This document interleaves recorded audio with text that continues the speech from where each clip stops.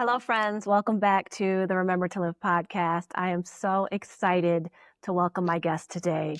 If you don't know her, you need her in your life because she is definitely an example of what it means to show up to life fully.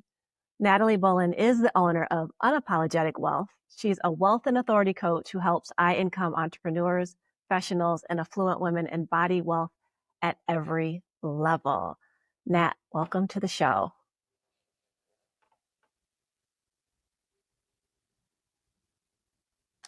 I am so excited. Thank you for having me. Yay, I'm so excited that you are here.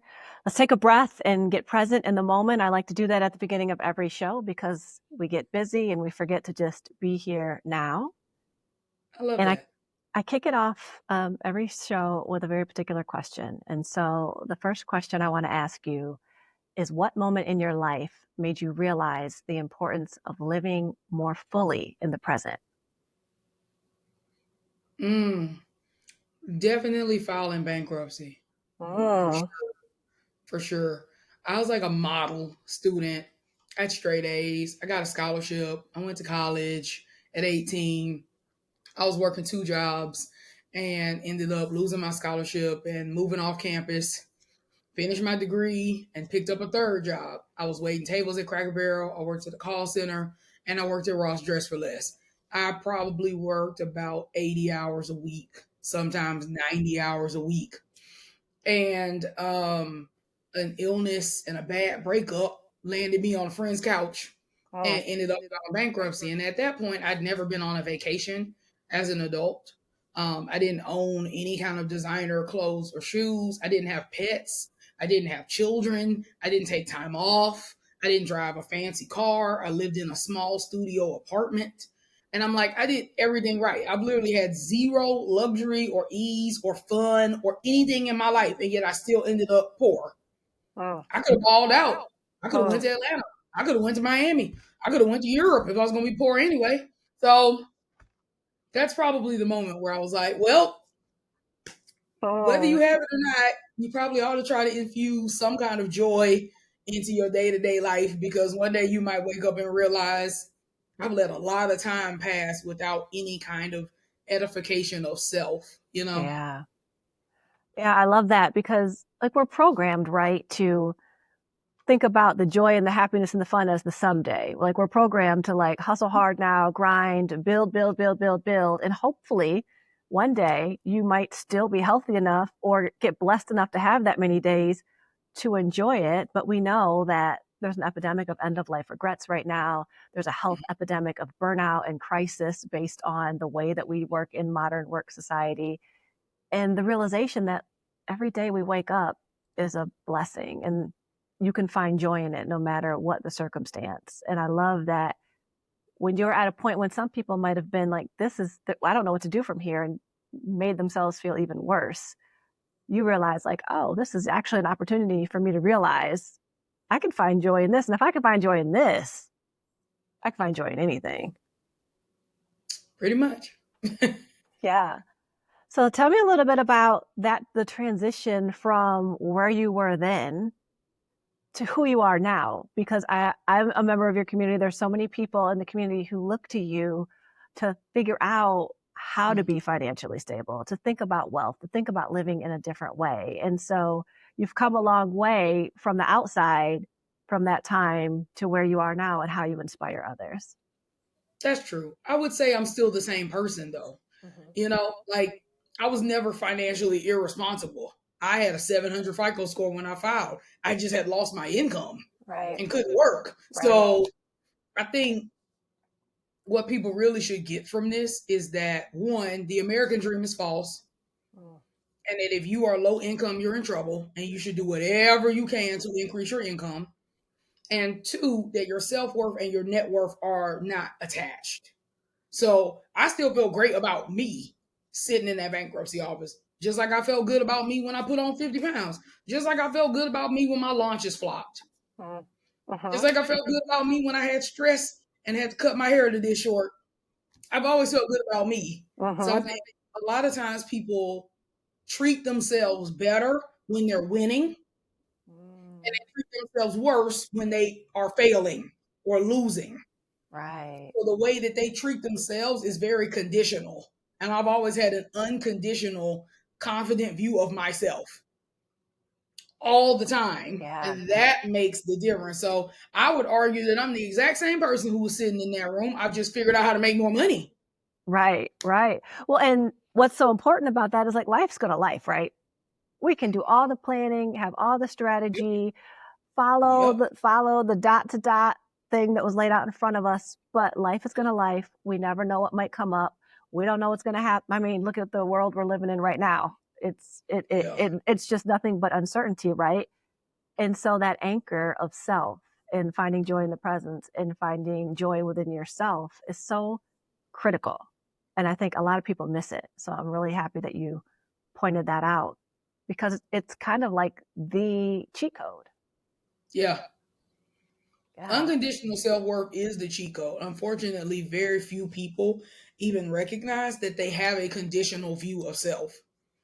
And it Right. starts early. We teach young women that they have no value until they get married and have mothers. I mean, have Uh-huh. babies, Uh-huh. Uh-huh. right? That's something that is pushed down on women societally. So I meet single women who are 30 who hate themselves because they don't feel like they have fully realized what it means to be a woman. They think they are like unwhole as a person until their uterus can create a life. Yeah. Yeah. It's like, but you're still you. You're still great. Like, you don't have to multiply to achieve that. You don't have to get a man to go to Zales and buy a piece of jewelry to achieve that. Right. And And and I I don't like ideas or objectives that require other people in the first place. If it take more than one person to get it done, then I can't be certain it's going to get done. You can't make other people act in alignment with your timeline, you know?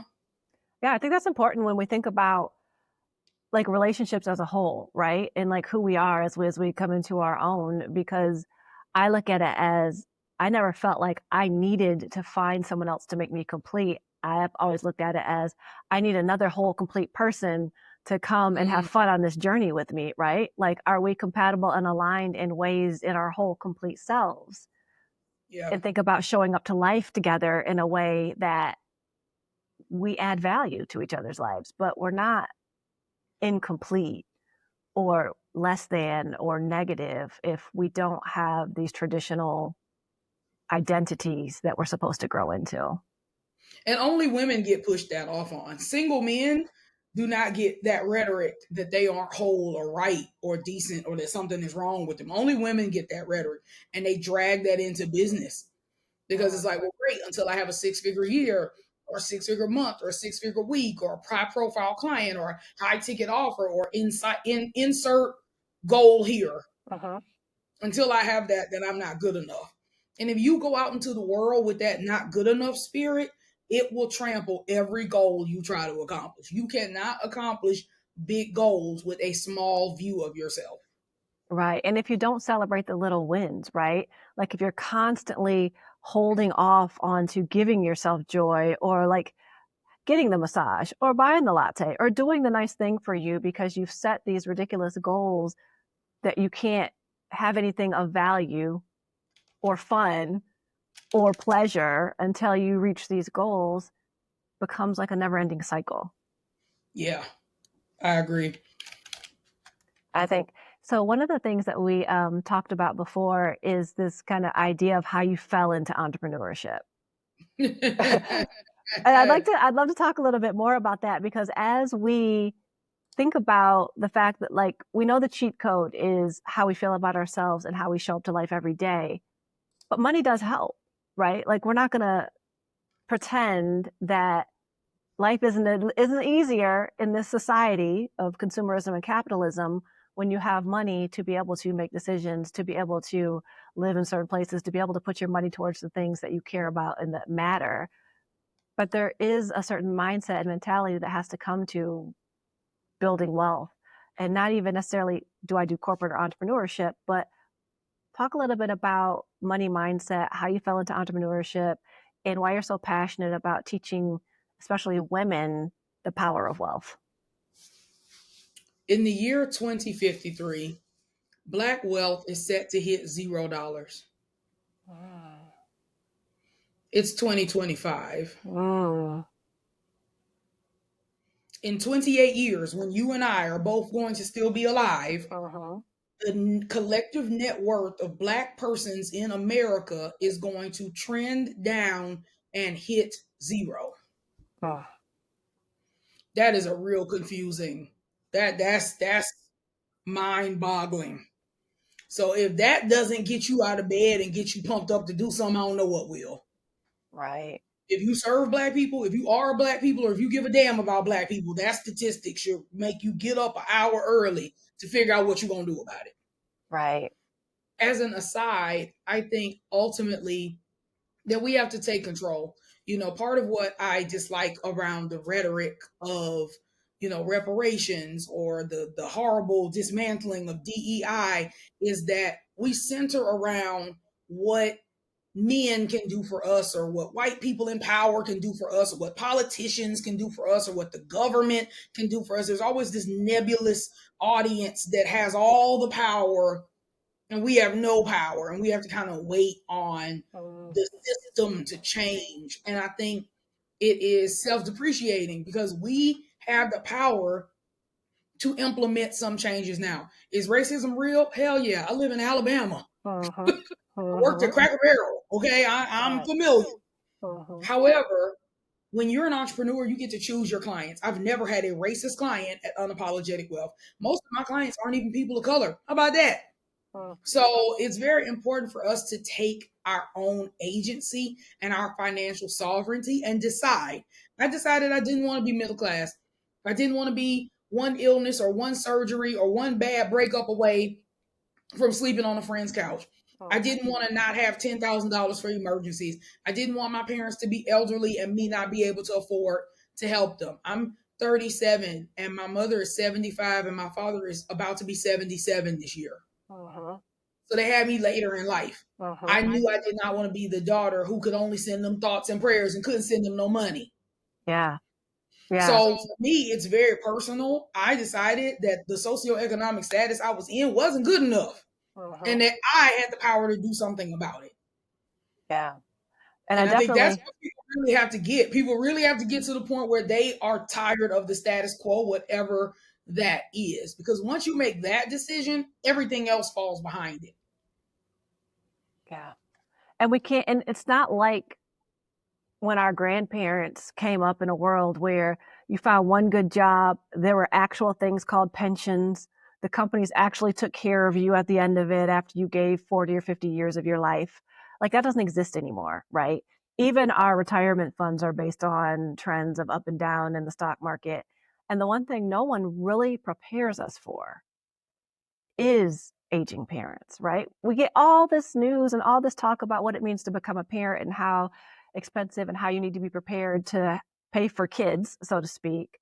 But I know we've talked about this, and with me becoming a caretaker to my mother and her partner, and we talked about how you're starting to enter that season as well.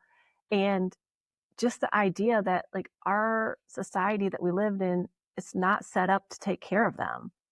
And if we don't want our parents to suffer, it's kind of on us, right? But if we're not thinking about that, if we're not even thinking about how do we take care of ourselves, we're definitely not planning to take care of our parents as well. Right. That's true. And I think too, even take care of gets misconstrued.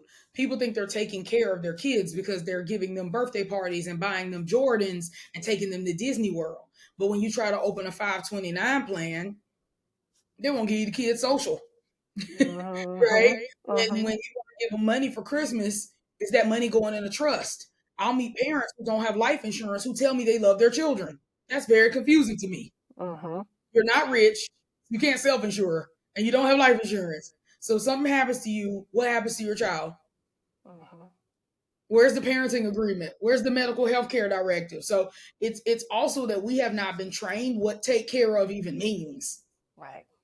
As a people, we're really unclear on how do we protect our money to grow it into wealth. We're so used to the earning. I'm going to earn, I'm going to earn, I'm going to work, I'm going to work, I'm going to stack this money, I'm going to get a bag. When you think about it's a very common trope of earn a lot of money, spend a lot of money, and repeat. And until that becomes a pattern interrupt of I'm tired of making a whole lot of money and not having anything to show for it, we'll continue to repeat those behaviors. Yeah. Yeah. And we don't, and like, it's not something that they want to teach us, right? They don't want to teach us this in school. Oh They no, want to teach us the survival skills that help us get ahead. We have to take it upon ourselves. barely even that. They don't teach kids how to interview, how to have eye contact, how to give a firm handshake, how to write in cursive, how to be on time for work, how to dress professionally. I Mm-hmm. remember there was this cute little girl. She went on a job interview in some shorts, Oh, and they sent her home. And she talking about what's wrong with shorts. I'm not changing. Baby, you don't go to no job interview, no blazer and no shorts, sweetie. That's not what in the Gen Z is that? That's crazy. Like we would know better, but like no one is teaching the younger generation even the survival skills. I meet young women that don't know how to cook. They don't know mm-hmm. how to sew. Mm-hmm. Like they don't like just the basic. They don't know how to file their taxes. I mean, there's no. So it's like Yeah. not only is there no financial literacy, there's no like we had home ec, Right. basketball, even PE, We had something. we had all of that, and they've taken All it of all that. out of And we're schools. just taking it all out of the schools. And when I worked at the bank, I would have young people who were working jobs getting paper checks. They did not know how to write in cursive. They could not sign their name. They had to print their name on the back of the check. And we had to accept that as a signature. Imagine not being able to sign your own name, but they don't want the children to know how to read cursive because historical documents are written in script. That's so So true. you can tell that child what that document says, whatever, if the child does not know how to read script. It's very intentional and Yeah. scary. And it's really important for us to not allow certain things to die and certain narratives to be moved and shifted by persons who are embarrassed about how they treated certain groups of people in the past. Yeah. And when you think about even just that concept of like how money moves now, even from when we were kids, and like that's not that long ago, but like I remember when I first opened up his bank account and he just graduated from college. So this was like high school. So this is still even old data. But we went to the store for the first time as he started thinking about money. And he was like, Mom, why are you pulling out your credit card? Because in his mind, you just used your phone. Like, what would you ever use a card for? Like, everything is so Mm, digital and it doesn't even I feel didn't think about that. tangible anymore, right? And Yeah, so how these money mindsets are coming up when we have monopoly money in so many different ways. Like there's money, but we have all of these monies being made up across cryptocurrencies. We have everything has been gamified. And it's like, how do we even help kids understand what it means to build wealth and what is of real value and what are you able to exchange in times of crisis to get the things that you actually need to survive? yeah. That's a great point. See, you're born in the 80s, you don't even think about stuff like that because it's my nature to pull out a card. Mm-hmm. And but yeah, you're right. When you go to Starbucks, you get in the line, people just like scanning phones. They're just hand out with the Right. phone, every person, and it's just like I pull up with my credit card, they look at it, they're looking at me, they're looking at it. They're like, you don't want to scan to pay, you don't want to tap, you don't want to do that. I was like, no, I don't do none of that. I want to give you my credit card like I just did, like Right. it's Right. payment. What do you want? It's not. They look at my credit card like it's cash. I'm like, come Right. on. It's not that bad. I'm not that old. They look Right. not even cash. They look at it like it's a check. Like what is his credit card Right. It takes so contractual long to open your wallet and pull it out. Like whereas put we it have in the this, machine we're like in a speed hustle culture, right? Like we don't take the and time it's to like, just what's slow the down. rush? Right. What is the rush exactly? I worked at a grocery store and I watched old people write checks. And they ain't even start writing the check until I bagged up all the groceries. Okay. Now you Mm-hmm. know they could have had the date and the name of the grocery store and the signature already done while I was doing all of this work. But no, they wait for their total, honey. And then they pull out their checkbook and then Yeah. they write it meticulously in their little script. And then I had to Mm-hmm. run the check and they had to print the little Morse code stuff on the back. And I Mm-hmm. had to get their driver's license. I had to write the number across the top and put it in my till. Like it took 3 solid minutes Yeah. to process a check. And so the idea that now you want me to pay in 5 seconds and get out your line, it's just, Yeah. it makes you feel old. Well, that and just think about like what we don't recognize because we all get so impatient, right? Like if you went to the grocery store right now and you saw that in front of you, how many people in line are gonna like That's true. act like I wouldn't their mind act like their because life I'm is so over? empathetic to the elderly. Uh-huh. And so, like, I would never be disrespectful to a person who is 70 plus years old. I really don't care how long it takes them. Like, I would stand in line 5 minutes behind a person writing a check. Seriously, because I want them to be Right. comfortable and purchase the way that they are accustomed to purchasing, the way they've done their whole life. Uh-huh. But most people, no. But I also, Right. again, have older, like, my grandparents lived into their 90s. Uh-huh. I'm a different breed when it comes to, I just feel like we should have the utmost respect I agree. for our elders. And maybe not even 70. I feel like when you hit 60, people should give some reverence to your Mhm. wisdom. And also, like, what we're missing is the wisdom in it, the wisdom of moving slow, because we live in such a culture that's like speed and hustle. Like, what are you hustling towards? Like, what are you trying to get to so fast that you will miss every moment in your life and then get to the end of it and have all these regrets? And just imagine if someone was blessed enough to live to be in their 80s, what are they rushing towards? They understand that every moment within itself is a blessing. So I'm gonna take my time. I'm going to write my check. I'm going to do the things that are comfortable for me, right? So if you're even blessed to still be mobile and independent at that age, there's a certain wisdom in learning how to go slow and having the Yeah. slow mornings and showing up to every moment that you get. And we spend so much time rushing towards something that's really just creating a big old pile of regrets. That is really profound. I really like that. What are you hustling toward? And that's the scary thing about hustle culture, and it's why I left hustle culture in 2017. It's scary because it has no end. It is a Mhm. hamster wheel. It has no destination. You can never finish hustling. That's the problem. Right, right. Hard work, smart work, investments, they have a termination. They have a Uh-huh. terminal point. There is no terminal point to hustle. And every hustler been hustling since you met them and will hustle till they die. Like, you Uh-huh. never get ahead. You always make just enough money to encourage you to keep the hustle going. Uh-huh.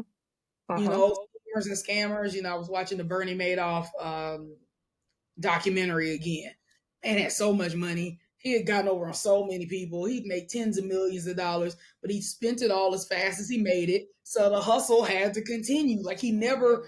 came up. It was never enough. It was never over. Right. Most of Right. us look back and go, man, he made $100 million. That wasn't enough. You couldn't have just like stopped. You couldn't have quit. But no, it was a hustle. He had to keep doing it. Like, that was the thing, the activity. And like, what are we doing activity towards? I am very particular now about my calendar. I have a certain maximum number of meetings that I allow myself to have per day. And if that means something needs to get rescheduled, then that's just what it means. And if that means that people are unhappy with it, then that's what it has to mean. Yeah. I do work, obviously, to not purposely schedule meetings that I'm going to have to reschedule 10 times. That's crazy. But if I double book myself, or if things need to move around for a client, even now, hey, we apologize. We've Uh-huh. had a schedule conflict and we need to move to a different date. Here's some times that work for us. Yeah. And has occasionally a person gone, oh, that's terrible, you're a bad person? Actually, no one's ever said that. But if people been like, oh, well, I don't know when we can reschedule, we'll talk about it later. But generally, people go, that's fine. And sometimes people go, oh, thank God, I'm Right. overbooked or whatever, too. The number of times I've moved an appointment and somebody went, whoo, Most girl, people that are is, grateful to get the time back. Yes. most people are so grateful. It's so funny. So now I never have guilt around rescheduling an appointment, because 8 times out of 10, they are so glad I did it. They are just like, Uh-huh. yep, that is the best news. I appreciate you. And I'm thinking to myself, man, I was about to push myself to get on this phone, and for what? Right. Right. Right. And for what? So, it's important for us to be careful with the way that we structure our business. This year I'm only taking on 3 private clients. I have one that's already committed. So I'm Uh-huh. going to have 4, and that's it for the year. Everyone else will need to get in a group program that already exists. We're not doing custom proposals. We're not doing custom work. You're going to have to buy something that was tried and true. We've got systems for it. We've got the tech for it. We've got the emails written for it. If it's not, then it's not. I'm having an easeful year. I'm in a business development program, and today she tried to get me to set a more aggressive goal. And I was like, no, I'm recovering from burnout. This is the goal. This is the Mm. well, this program is meant to stretch you and this and that. Right. I'm recovering from burnout. And so this is my goal. I am not extending it. I'm not doubling it. I'm not stretching it. I'm not challenging it. I need you to understand the words that are coming out of my mouth. Now, if that means that I'm no longer qualified for this program, you are allowed to set a boundary as well. Right. Right. But this is my boundary. And it's taken me years to be able to emphatically state, this is my boundary. I'm not going to change it. And if you need to do something in reaction to my boundary, I'm okay with that. Right. You do what you need to do. Right. Right. I think that's such an important point, right? Because we get caught up in this hustle culture, it gets in our body, and then our bodies are programmed to feel the pressure until our bodies have to roar. So we stop and reset, because I suffered from a health crisis from burnout a few years ago as well. And then so we get to this point where at first we think time is our most valuable resource, but then it's not even the time. Our energy is our most valuable resource, because even if you have the time for it and you're burnt out and your brain can't function because you have no energy left or nothing in the tank, you can't be as effective as you want to. You can't be as impactful as you want to. You can't achieve the things that you want to. The quality of work suffers and the quality of your health suffers. And so I know you've worked a lot in these last few years, especially on understanding the value of your time and your energy and learning how to outsource tasks. And can you talk a little bit more about that? Because I know there's a lot of people who are transitioning from corporate to running their own businesses or trying to build a side hustle because they know corporate isn't the security blanket that they thought it was going to be, or provide the stability that they thought, because with the ATS systems now, you can't even get a first interview if you get laid off. So how do we help people think about the value of their time and energy, and how getting that right helps everything else fall into place? I think we have to all confront a really uncomfortable truth that we are limited as human beings. Most of us think we're infallible. And because we've been running on E indefinitely, we tend to take on too much early. And people do it to their kids. I know kids that are busier than I am. I know kids in 3, 4 sports, 2, 3 extracurriculars. It's nuts, right? But like, we take on too much and think it's normal. If your normal is working 80 hours a week, your nervous system is so used to being fried, it thinks that's normal. If you get 5 hours of sleep at night and you think you're well rested, your normal is not ideal. So I think admitting I am limited as a person, I have a limited amount of good brain time. You might be awake for 16 hours, but you are not at optimal brain function for all of those 16 hours. So admitting that, or you could say if you're, a woman, hey, I might be alive 28 days of my menstrual cycle, but I don't feel at my best for all 28 of those days. Amen to that, Right? right? Okay, I can admit that. You might say I can stay up until midnight, but my brain ain't worth a damn after 8 o'clock. And then setting up systems that actually support your optimal state.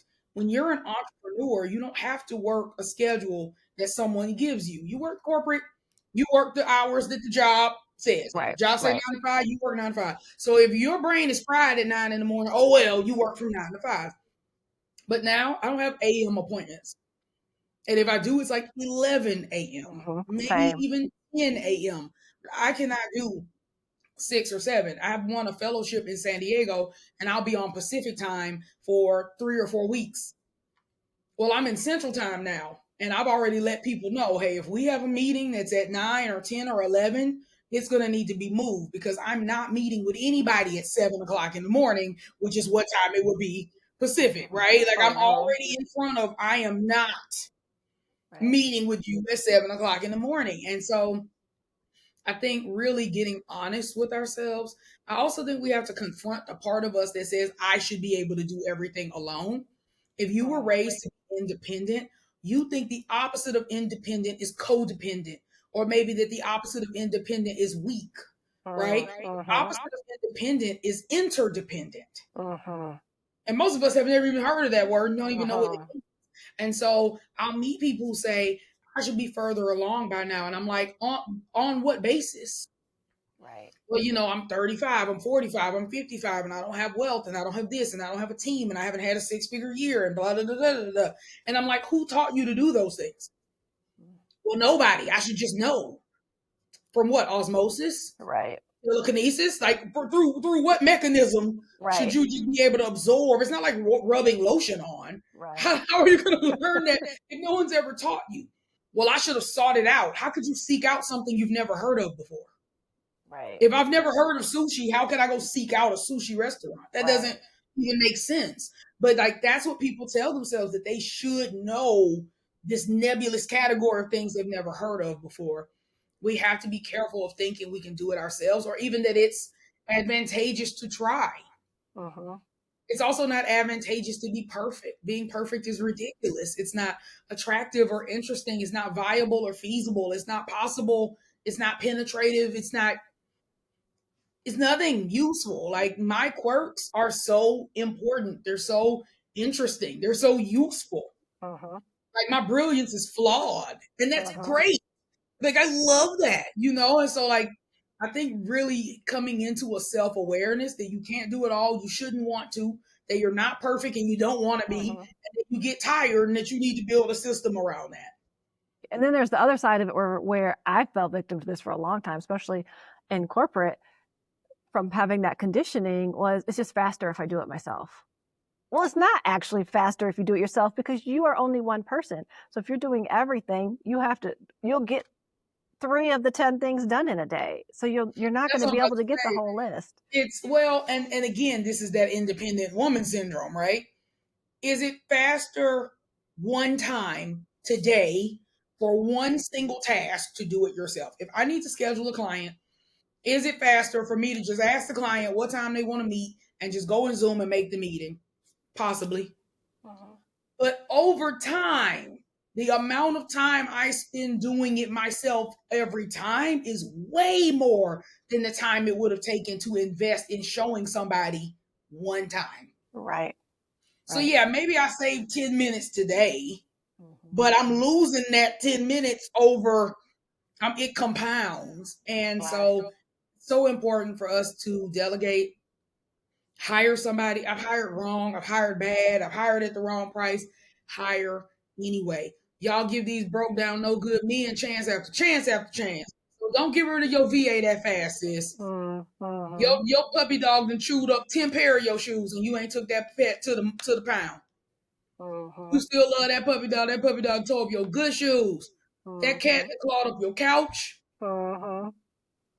Mm-hmm. So we patient with everything but ourselves. Right. Everyone gives grace but us. And That part. that's no way to live. I'm the most important person in my life other than Jesus. So yeah, I'm going to give myself Right. some grace. Because and it's like I'm constantly, coaching and teaching people that you have to fill your cup first because then you can't if you have an empty cup, you're pouring from nothing. Like you have to pour from the overflow. And you can't pour from the overflow if you don't put yourself first and think about yourself first and take care of yourself first. That's how you do more good in the world, not the other way around. I agree. Yeah. So you said something. You said it a little bit ago when you were talking about perfectionism, about your quirks, and we've talked about this concept that it's okay to be unusual. And I know that's something that you really believe in. Tell me a little Yeah. bit more about that. Listen, I think that the best thing you can do is be unusual. And thankfully, we all have it. We just try to hide it. Mm. But I think that our lived experiences are so important. For instance, I cannot relate to imposter syndrome. I have never personally experienced it. I really think I'm excellent. Truly. I have like unabashed self confidence. My parents poured into me. My grandparents called me a genius.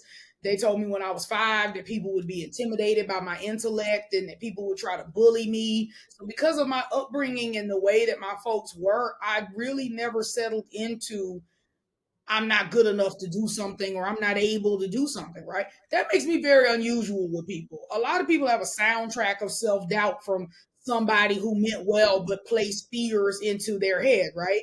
Yeah. And I used to think that this was a bad thing, that I would be unrelatable to people or that people would think that I was arrogant or cocky or inhuman or infallible, that I thought that I was better than them because I haven't experienced these things.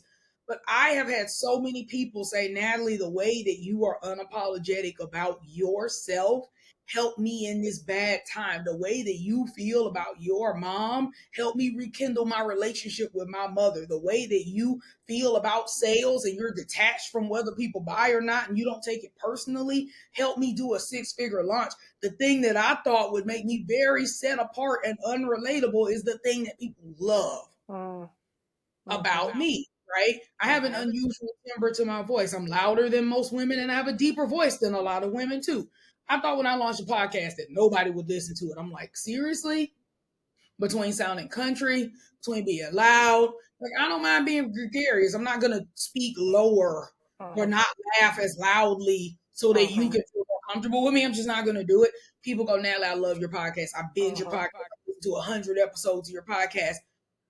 That's incredible, you know. Like just because I have something, so I'm saddened when people try to hide their uniqueness, and I blame the beauty industry, specifically plastic surgery, for this because there were studies that were done that people who had more symmetrical faces were viewed as more universally attractive. And when you look at people who the world says are very attractive, Beyonce, Leonardo DiCaprio, those people have very symmetrical faces, right? Their eyes are in a certain position in relation to their skull, right? You can put a sketch of a perfect face and their faces all align with that standard.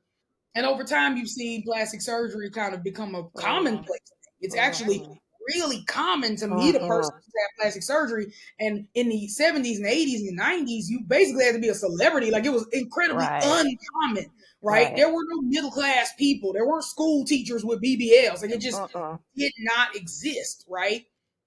And so now everyone's marching towards this one standard of beauty. It's very small waist, very big butt. It's no hip dip. It's very pointy chin. It's fillers in the cheek, and it's a very arched eyebrow, and it's a very pushed forward hairline, and it's very full hair, and everyone has to look the same way. And there's it's carbon copy beauty.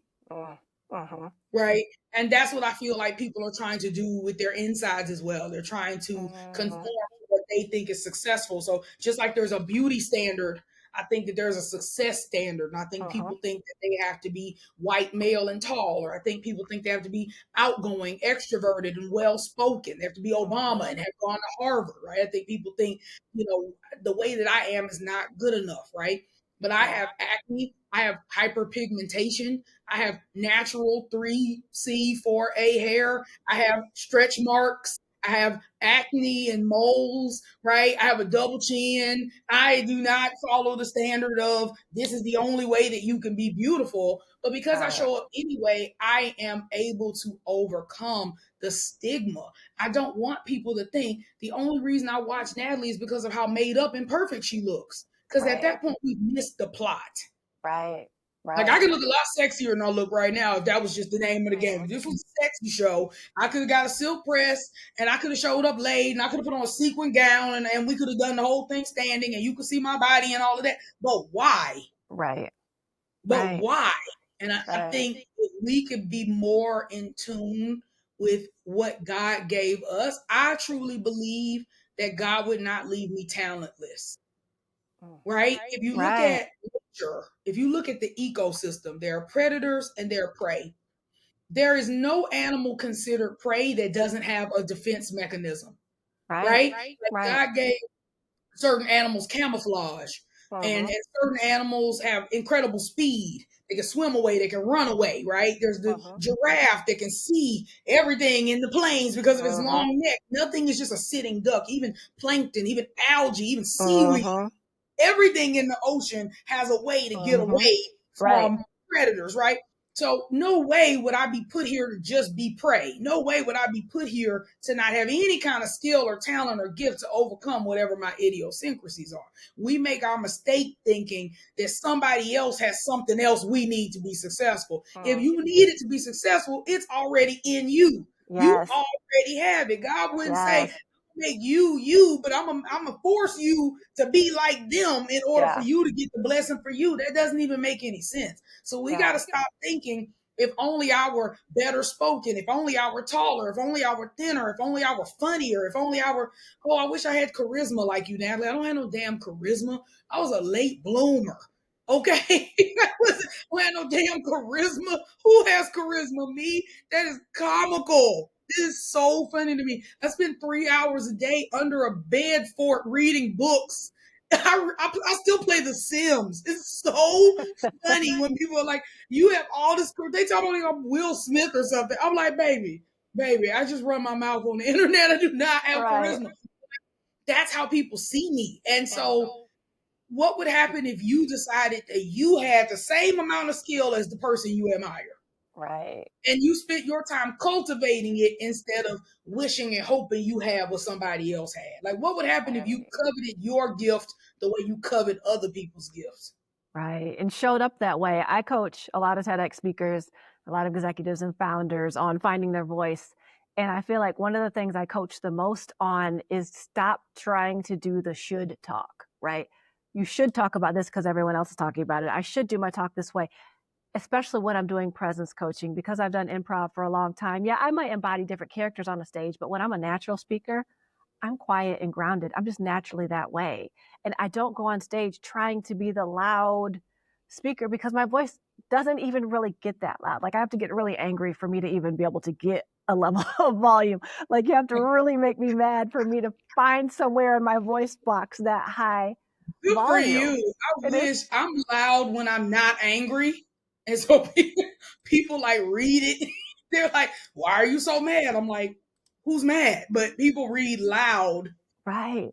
But then it's when like everyone's like trying to be like someone else because they think they see a measure of success on the internet or when you're in front of someone and feeling this level of confidence.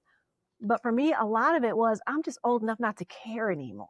Right. Like I went through the times of being younger and self doubt or trying to fit into the box in corporate because I felt like, oh, I have to make this money to raise my kids and build this life and check the boxes and do all the things. And I did it and got to be C suite. And I was like, oh, well, this is ain't this it. it? So let Right. me just be, This it? let It's me like, just, and then I see my mom at the end of her life and it's like, oh, there is a such thing as too late. There's things she actually can't do because her brain and her body won't let her, and she just won't be able to do it this lifetime. And yeah. so all of those things, it's like, oh, let me just show up today as myself because carrying the weight of trying to be everyone else is too heavy. It just holds you down. Yeah. And when you're yourself, you give permission for others to be themselves. And we forget about that too. We forget about that, and like I look forward to continuing to step more into what I'm called to be. And I look forward to doing more with less. People use social media to grow, but social media is a decaying platform. It's like putting a banana on a counter and peeling it and then wondering why it's rotten in 3 days, right? Like it just doesn't hold its value. And so if you're a generative person like me and you feel empowered and uplifted and energized when you create things, then social media might work just fine and you'll be happy for a long time. But if you're like most people, right, where the constant creation runs you down, Uh-huh. then why don't you have a book? Why don't you Right. have a podcast? Why don't you write blog posts? Why don't you use SEO? Why don't you, you know what I mean? Like do things that have a shelf life that is more extended. It's because they're trying to be like the guru who uses social media, right? So what I Right. would love is for people, especially when you're listening to this, where are the things in your life that run you down? Uh-huh. Maybe it's cooking dinner. Cooking dinner is not pleasant for me. I don't mind cooking, but after having meetings at 9 and 10 and 12 and 2 and 3 and 4, and my husband gets home at 6:15, I like to greet him at the door and I like dinner to be ready. I don't want my husband to have to wait to eat when he's already worked a 10-hour shift with a really early lunch break, right? But like the thought of me having to cook this meal on this timeline, baby, I wasn't feeling it. So I paid for meal prep. Uh-huh. My cleaner came today and cleaned my whole home. She's going to clean it while I'm out of town on vacation. These are things I've had to concede and say, I can't be a housewife and be a full-time entrepreneur who is the breadwinner. It just can't happen that way. Something's got to give. He works full-time, I work full-time. We need some help. Right. And I so many women, especially Black women, ew, you let someone else cook for your husband. And I'm like, you act like she butt naked in my house doing it. Like she cooked it Right. at her crib, and I went and picked up the meals in containers. Like, he's Right. never even met this woman. Trust me. I Right. doubt he's if all it took, if that's the case, then y'all don't go to restaurants, right? Right. Is going to a Right. restaurant not letting somebody else cook for your man? Like, we have to be careful with the idea that all of the domestic duties have to fall on us or we're not a Right. woman, right? Right. I remember when I told somebody, I was like, yeah, I have a housekeeper. And they were like, ew, that sounds like slave labor. Well, no, she's paid.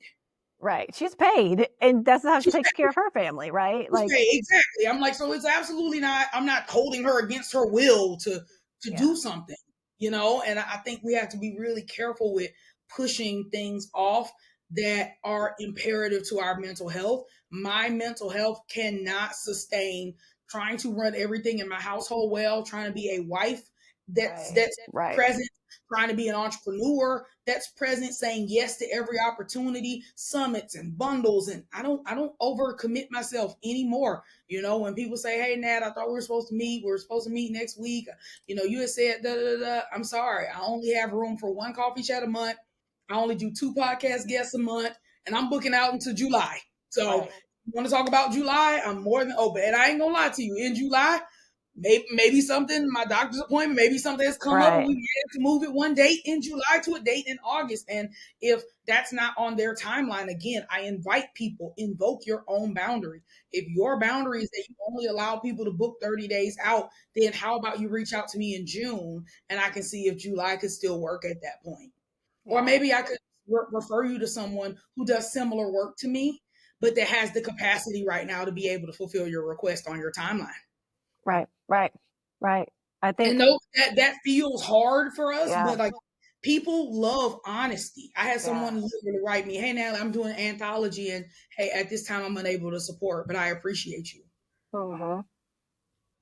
And here's 10 other Black women who talk about money and wealth and sales that you Mm-hmm. might be able to fill my spot with. And she's like, oh, this is so kind. I wasn't even expecting you to refer me to people. She referred someone, they got the opportunity, they thanked me profusely because this was a lesser known influencer who Mm-hmm. doesn't get invited to these types of opportunities. So Mm-hmm. here I get invited to 100 opportunities a year, and here she barely ever gets invited to these opportunities. So I got to be a blessing to someone else, and I got to hold my boundary, and I still got to preserve my relationship with the original asker. A lot better than if I would have overcommitted and then not been able to do what I said I was going to do. I would have harmed that relationship with her. I would have harmed my relationship with myself, Right.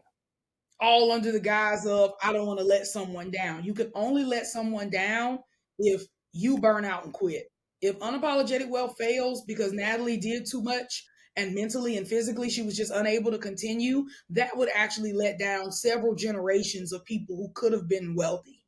Right. There's trillions of dollars at stake Right. in my impact. And I Mm-hmm. think once you realize that, once you decide to yourself, I have $1 trillion legacy, Mm-hmm.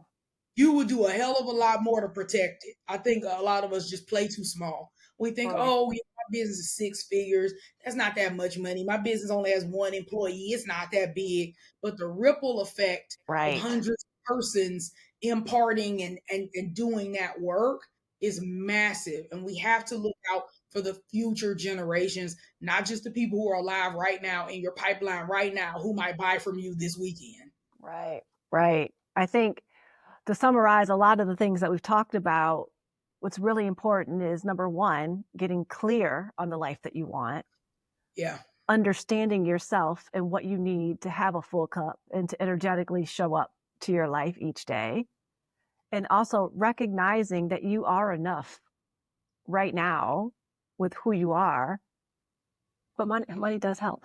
Money does help. So educate yourself on what it means to build real wealth and what it means to set yourself up and your family up for a future that you can't necessarily plan for.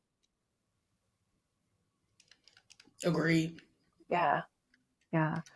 I have a few questions. This has been so great, but I always have to end it with a few questions that I think are just fun so people can Okay. get to know the guests, because I mean, the amount of nuggets you've dropped, um, I can't wait for people to hear the episode. But so they can get to know you a little bit more.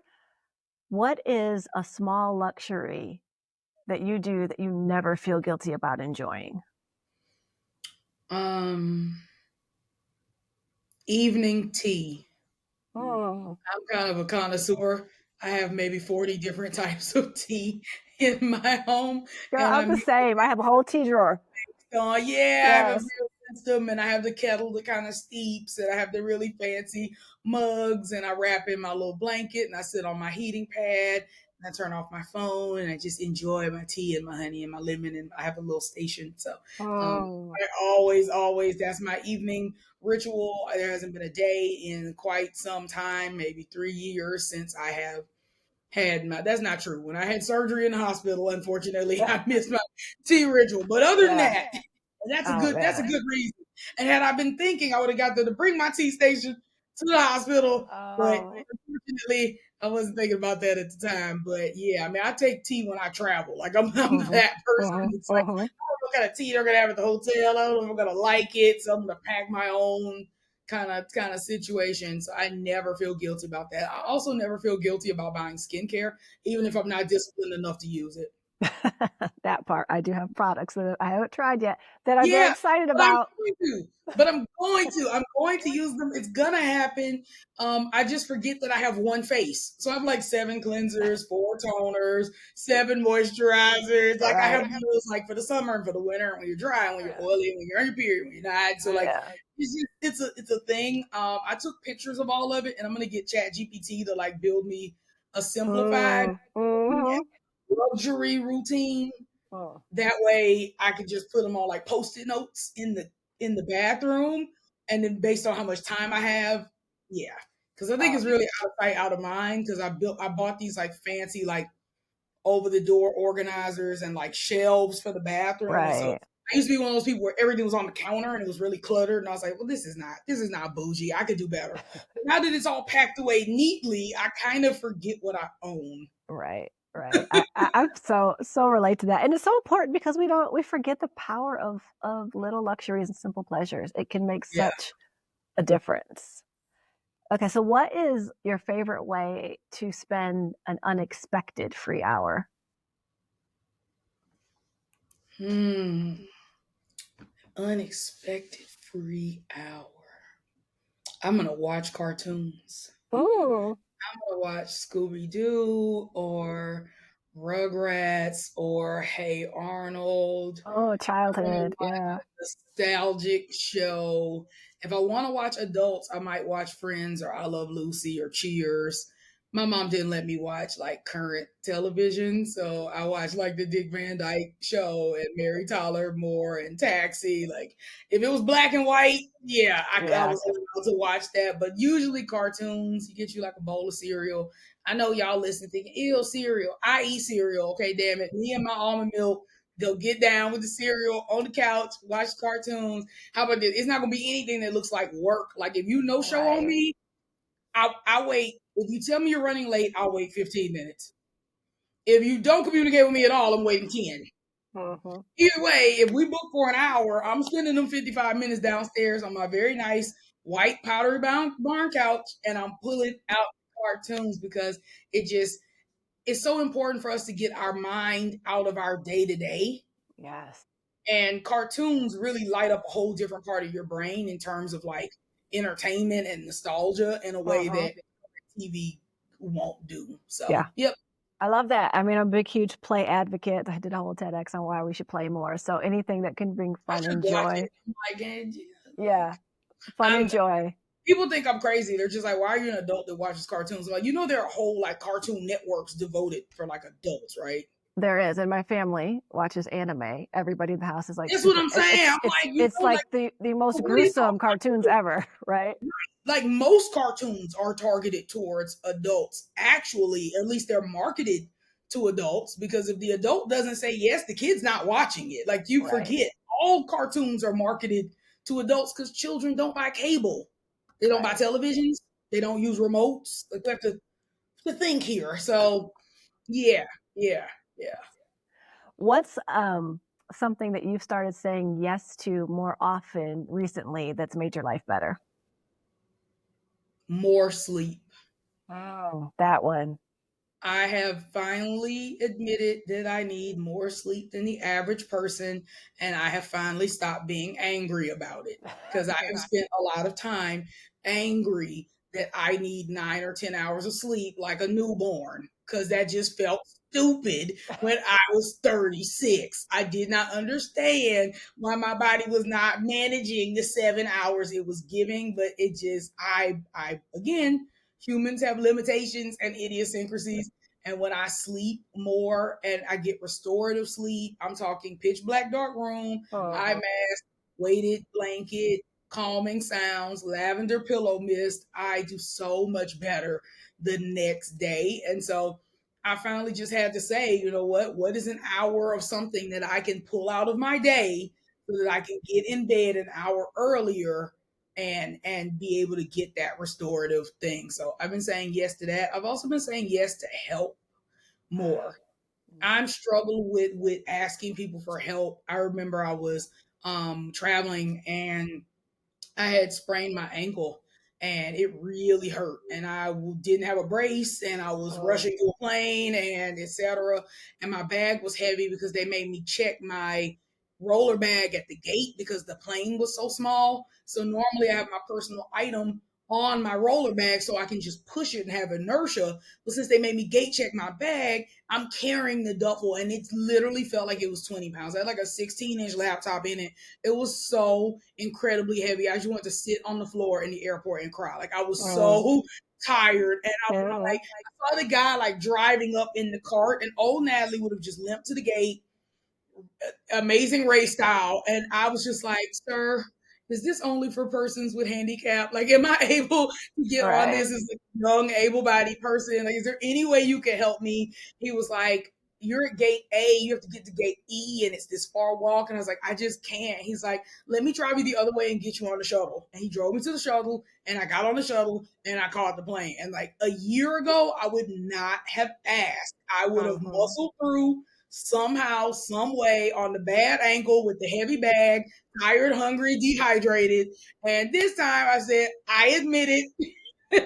I am physically not in a good spot to do this thing. Uh-huh. And like, didn't beat myself up about it. I came home and was just like, okay, Nat, we need a better travel plan.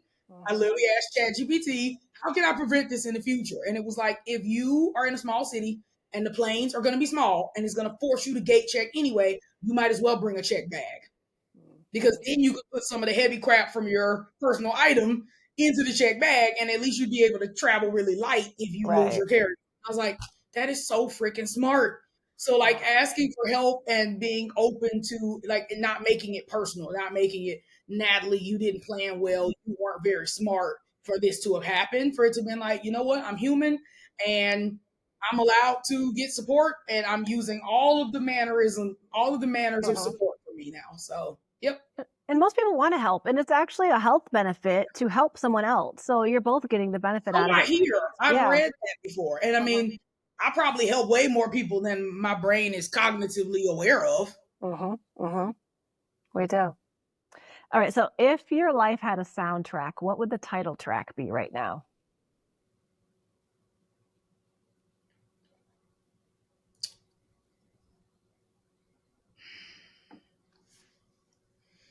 What is that Glorilla song? Oh, that is gonna drive me crazy. That is gonna I drive know what me. you're talking about, but I don't know what the title of it is.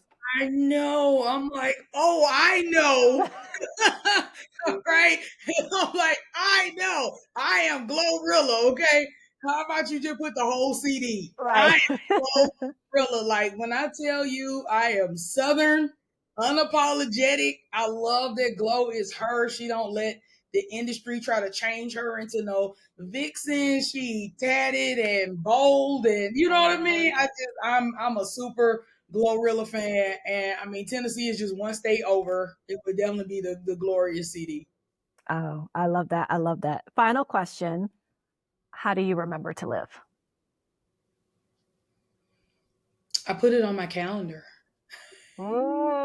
I Mm. have decided that I am not going to wait to try to remember to put import like fun things in my life. We schedule everything else.